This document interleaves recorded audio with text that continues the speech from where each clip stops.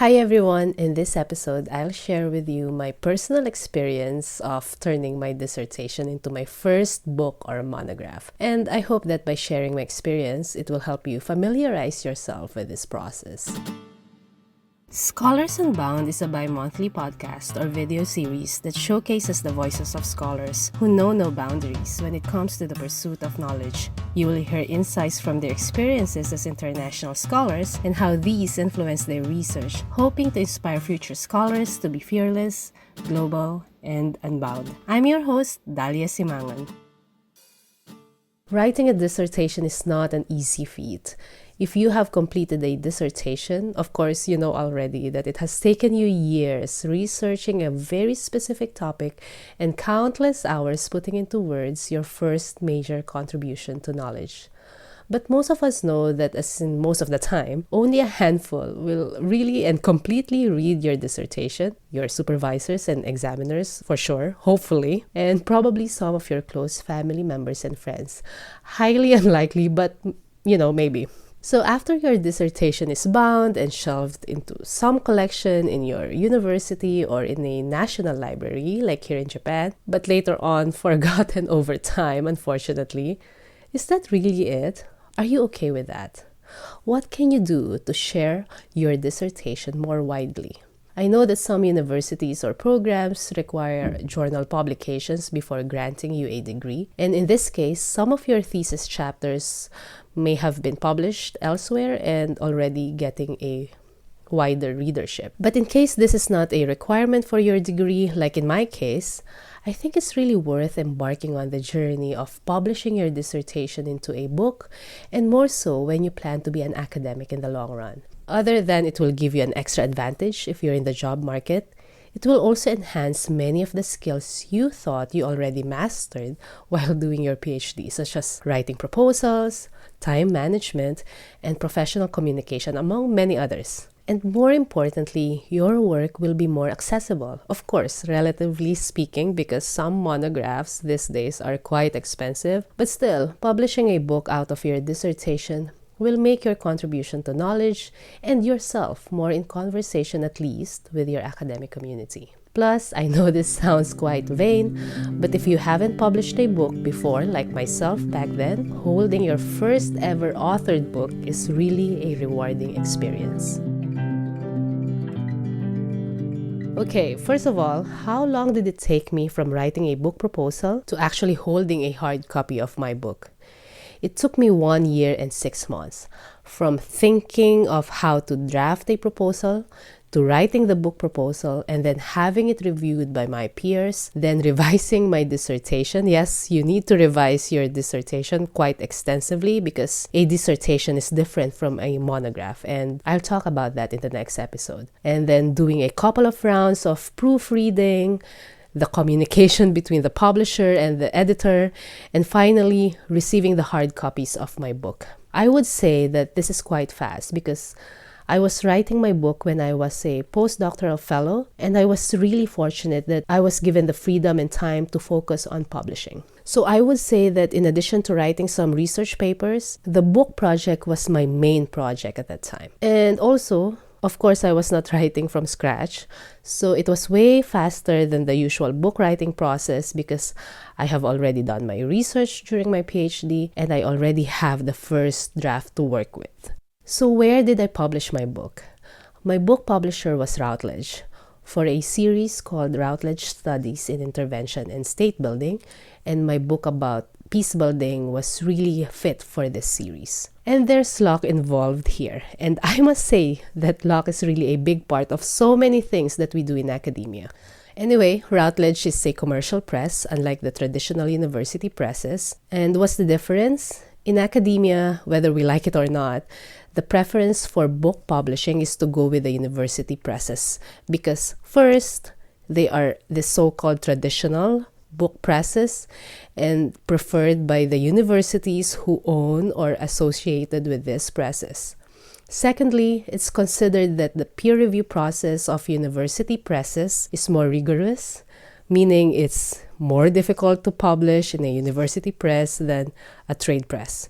So if you're in the job market, The selection committee will be more impressed with your book published in a university press than in a trade press. Of course, this is generally speaking, but that's not the case all the time. But I think also that's changing now. When you read a book, do you check whether it's a university press or a trade press? I don't. I read a book because it's relevant to what I'm researching or because I'm familiar with the quality of work of the authors.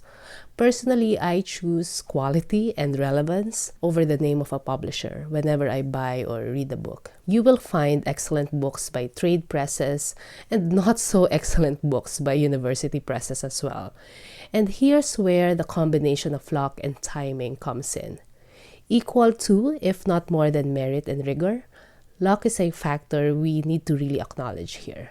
If a publisher, for example, receives hundreds of book proposals but can only publish 10 in a year, does it mean that the next 10 are not good enough? Of course not, right? It only means that the publishing machine doesn't have space for all the work out there because of many reasons. Timeliness of the topic, preference or specialty of the editor, or if something quite similar to your work has been published recently or not. This publication trend, I think, is also a consequence of our institutions trying to make us into these publishing machines rather than knowledge creators, which I have touched upon many times in this podcast, but most recently in my Snakes and Ladders bonus episode last year. And there are great trade presses out there. I read, I reference, and I assign books from trade presses because they are good, they are relevant, and they are very timely.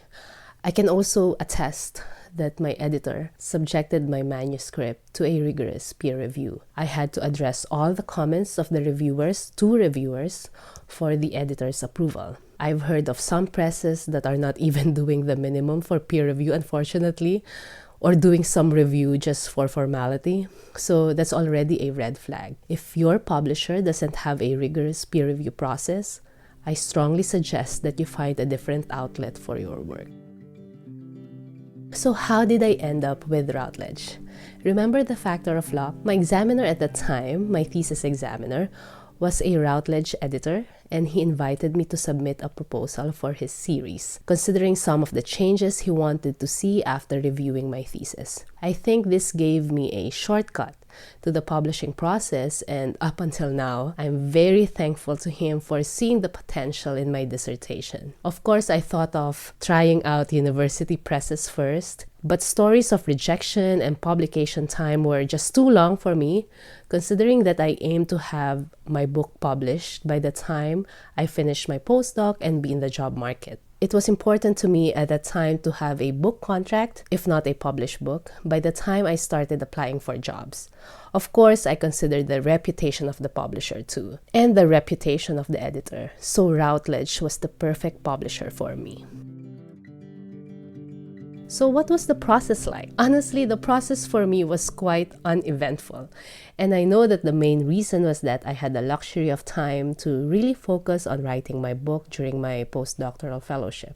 The first thing I did after receiving my book contract was to read my entire dissertation again, surreal as it may be, and update any information that needed updating. This is especially important because there might be recent events in my case studies that I was not able to include since I submitted my dissertation, and these events might be crucial in my analysis. And then, after submitting my book manuscript and receiving the reviewers' comments, I read carefully every comment, categorized them according to themes, whether it was about theoretical framework or a certain case study or minor comments related to references, and then wrote down how I was going to address each comment, regardless of whether it was a major or minor comment. And in writing this, I tried to be as specific as possible in explaining how I plan to address the comment because my initial plan would be helpful later anyway when I write my response letter. And then I tackled one comment at a time. Some comments took longer to address. For example, it required more reading, while others just took an hour.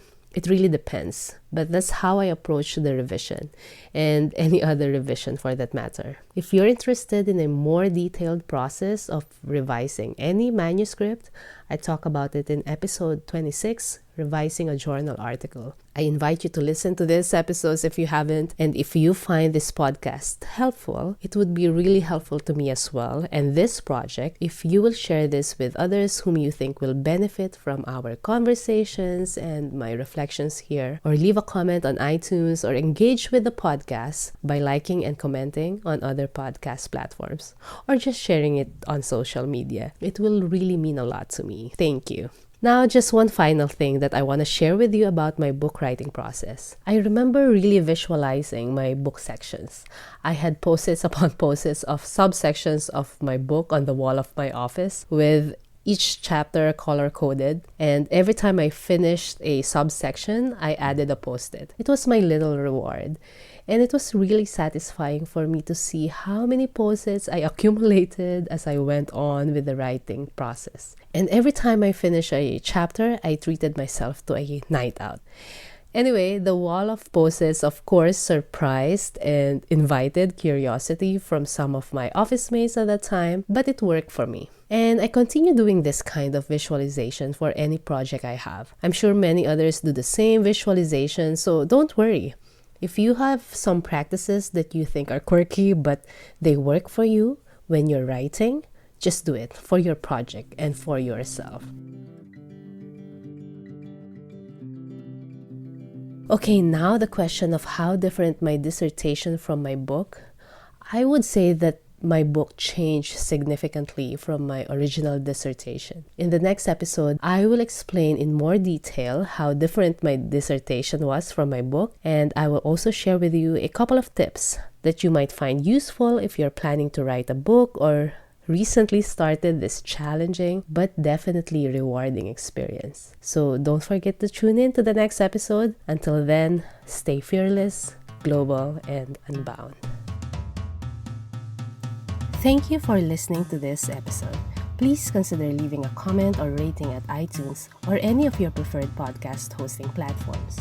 For details about upcoming episodes and how to support the Scholars Unbound project, visit daliasimangan.com/scholars unbound with the link in our show notes.